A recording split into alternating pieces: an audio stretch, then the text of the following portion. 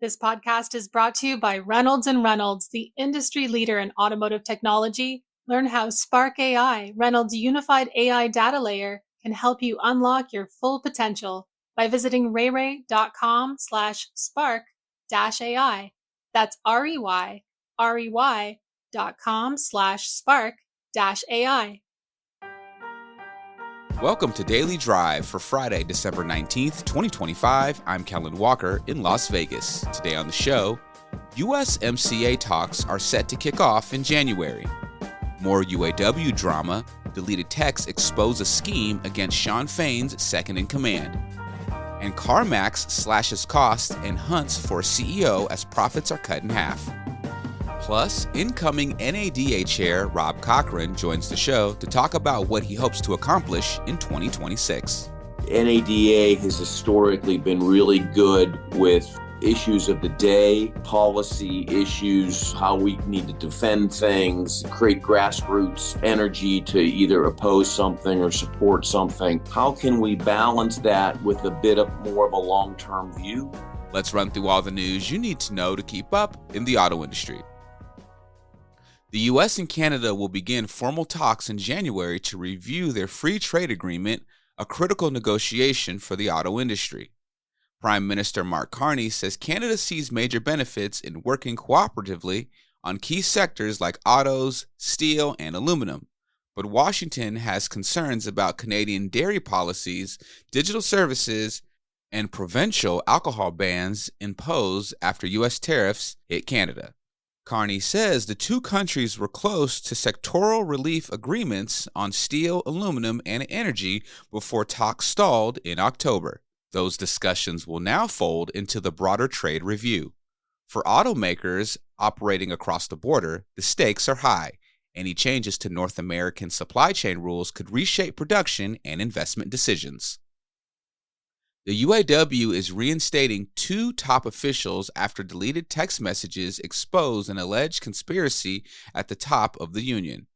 A federal monitor says President Shawn Fain colluded with his chief of staff and communications chief to make false accusations against Secretary-Treasurer Margaret Mock. Fain stripped Mock's duties in February, claiming she obstructed union business. But texts tell a different story. One said, quote, "Everything went perfectly to plan. The chief of staff has resigned, and Mock and Vice President Rich Boyer are being reinstated." Investigators found Fain apparently deleted 123 text messages. This comes as Fain decides whether to run for a second term as union president in next year's UAW leadership elections. And CarMax is in crisis mode. The nation's largest used vehicle retailer just reported a 50% drop in third quarter net income to $62 million. Sales fell 8% and revenue dropped nearly 7%. It's a continuation of years of stagnant earnings, which led to the decision to fire CEO Bill Nash in November. Now, interim leaders say they're cutting $150 million in cost and looking for a new CEO who can turn this ship around. Here to talk more about it is Mark Homer, who covers CarMax as well as retail tech for us at Automotive News. Mark, welcome back to Daily Drive. Thank you. It's great to be here. So, Mark, why is CarMax in this state of crisis right now, and why are the sales and profit numbers in bad shape? There are certainly multiple factors, but one of the biggest ones, and that came out in this past week's their quarterly earnings meeting, their cars are too expensive. They've been working on reducing prices, but they haven't gone fast enough. And what's the strategy going forward, and what kind of CEO are they looking for to shepherd that strategy? Let's talk with the strategy first. The strategy is kind of an interim thing because the CEO is going to be the one who may want to do something slightly different. So in the short term, they're looking at cutting costs and lowering prices, both of which will happen probably through the next quarter, some of which has already happened. Last month, CarMax laid off 350 people with one of their customer service arms. And so more of that is likely to come. Longer term, they're looking for a CEO who is experienced with e-commerce, not necessarily with auto, Basically somebody who can think outside of the box and help bring them to the next level in terms of efficiency, technology, and how they sell cars with a really good customer experience.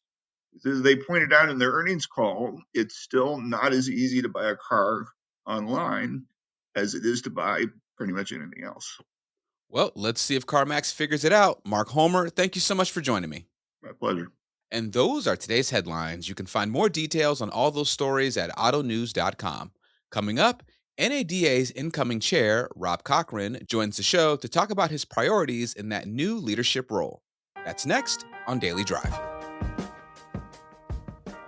General Motors is ramping its autonomous driving technology, targeting a 2028 launch for its eyes-off driving system. On this week's episode of the Automotive News Shift podcast, GM's Ryan Fowler and Jason Eckelman join the show. They talk about how the automaker is rolling its former Cruise robotaxi unit into its Super Cruise team and its ambitions for self-driving tech. Cruise is bringing their expertise and just raw horsepower in embedded AI modeling. I'm Molly Boygon.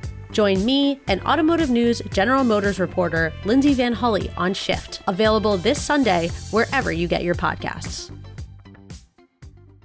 When your AI tools are siloed, lost data, duplicate entries, and confusion are inevitable.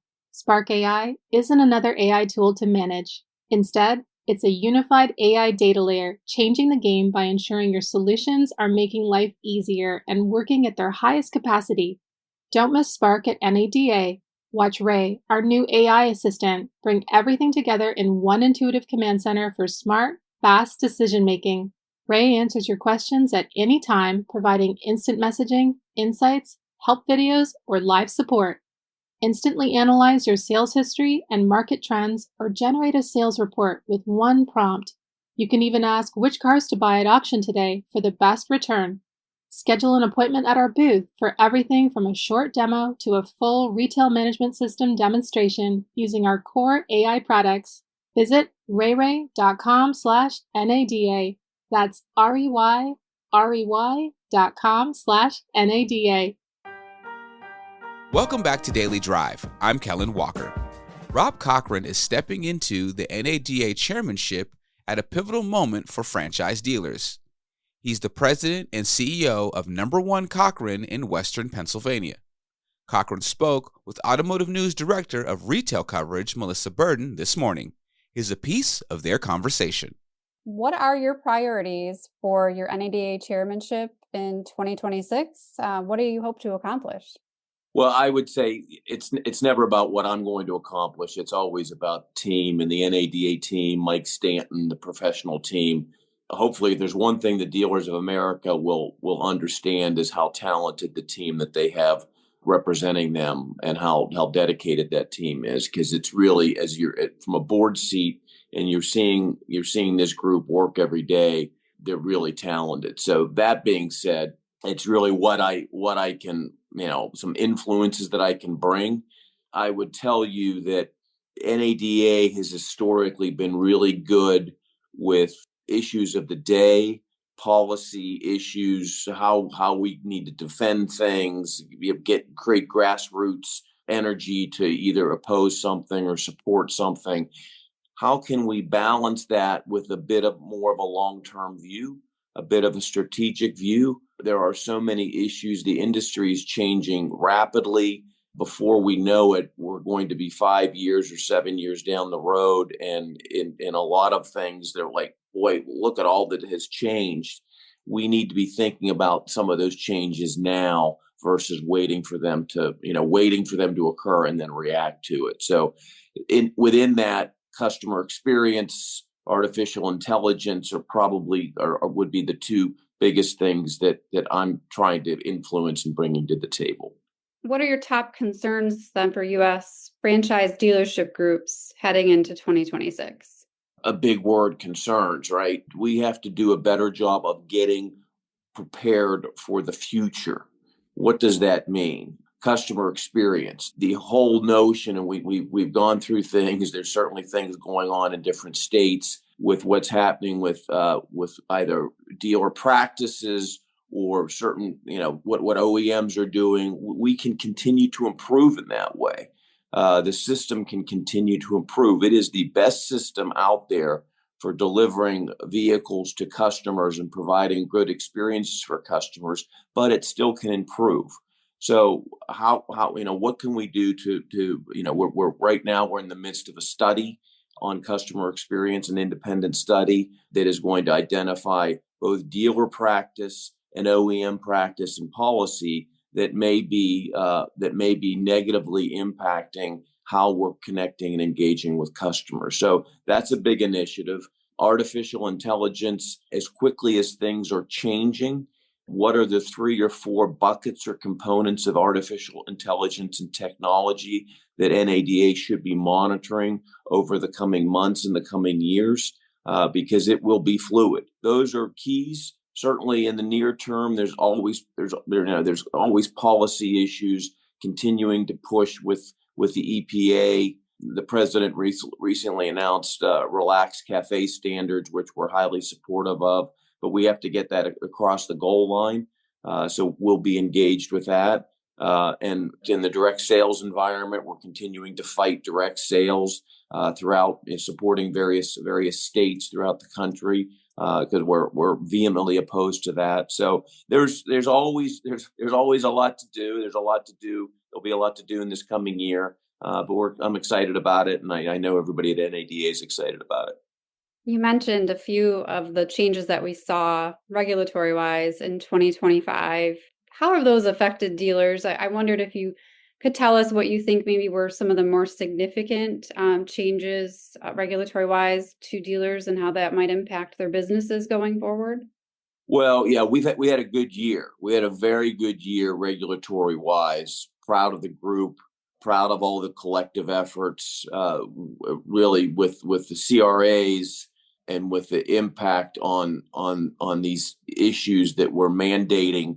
We're mandating EVs. Now we can let the consumer choose what vehicle is best for them, and NADA, has always supported. But let the consumer make the choice. We're moving.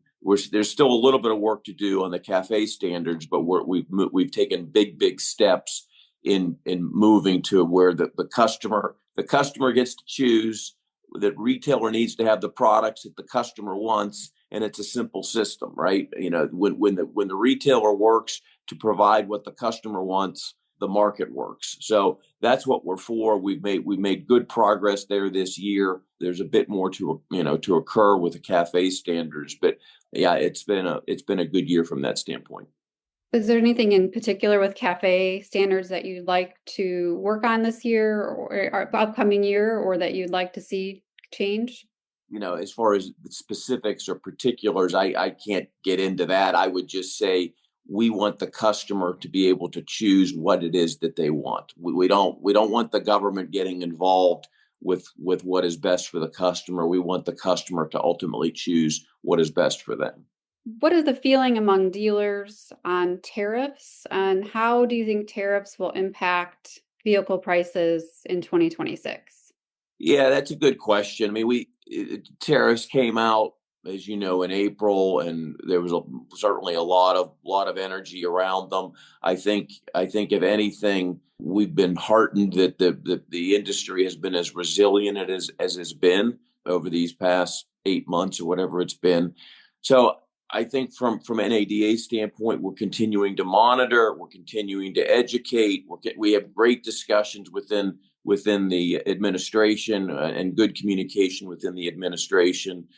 At this point, we're just focused on continuing to communicate. If we see the tariffs and feel the tariffs are, boy, this is really becoming a challenge, we're going to be communicating that. And I think we've seen them continue to make progress in rationalizing and being transparent with all the OEMs. It's getting to be a simpler, it's a simpler system now with the OEMs understanding what they're going to need to do to navigate through whatever the new laws are. So we feel good about that. How did dealers do financially in 2025? And what's your thinking for dealers, for their profitability levels in 2026? It was another good year. I think it's OEM specific and brand specific. So certain brands performed better than others, and that the gap between the strong performers and the weaker performers probably grew in this past year. So as we look at next year, I think there's optimism. I think there's general optimism on what's going to happen in 2026. But there's always some questions as far as the economy or affordability, as you mentioned, and the affordability is a concern. So I'm not sure next year would be rated a 10 out of 10 from an optimism standpoint, but I think everybody expects it to be a good year and a year where dealers can have success. You led right into my next question. I was going to ask you about vehicle affordability. The average price of a new vehicle is reached $50,000. It's up significantly from just 5 years ago. Do you think vehicles are too expensive for the average consumer? Well, affordability is a concern, and it has been a concern. I think that the affordability concerns point to maybe the magic of the dealer system, because it really puts dealers in a mode to do what we do best, and that is find solutions for customers, financing solutions, finding, being able to offer maybe used cars to complement the new vehicles that people may be looking for. And that is our job. Our job is to find products for our customers that are out there. Has that become a little more challenging the last couple of years? It has. So we know the White House is aware, and they've gone on record as talking about trying to slow the affordability creep that the country has realized the last few years. So it's a concern, but I think there's a lot of energy around it, and I think we'll manage it quite well over the next couple of years. Is NADA doing anything specifically to help consumers or dealers with affordability of vehicles? Well, I'm not sure that's NADA's, that's what their role is. I think the role is to just put dealers in a position to do what we do best. I certainly NADA in their communication with the White House and with Congress and with others will speak about the need to do a better job in slowing the increase of pricing of vehicle pricing, and I think everybody's focused on that. Do you think that Fed cuts are needed to help with affordability for consumers and dealers? Well, certainly rate cuts help affordability. So when the rates come down, when gas prices come down, that whole mix becomes easier for customers to absorb. So that is the rate cuts that have been offered will make it a little bit easier this year than it was last year. You can hear more from our own Melissa Burden's interview with incoming NADA Chair Rob Cochran on our bonus episode of Daily Drive, available Sunday morning. That's Daily Drive for today. I'm Kellen Walker. Thanks to Automotive News executive producer Jake Neer, as well as our own Nick Bunkley and Mark Homer for their reporting for today's podcast. You can get the latest news on retail, tariffs and trade, and everything happening in the auto industry at autonews.com. Come back over the weekend for our Weekend Drive episode of the show. Our own Molly Boygon and Greg Layson discuss the biggest stories from the past week, including the EU's emissions reversal and Ford's decision to dump the F-150 Lightning. The EV buyer and the Ford F-150 buyer Venn diagram is really kind of like two circles. These are not really the same buyer. We'd love to hear from you. Let us know what you think of the show and the topics we covered today. Send us an email at dailydrive@autonews.com or leave us a voicemail at 313-444-2774. And if you enjoyed the podcast, remember to like, leave a review, and subscribe so you never miss an episode.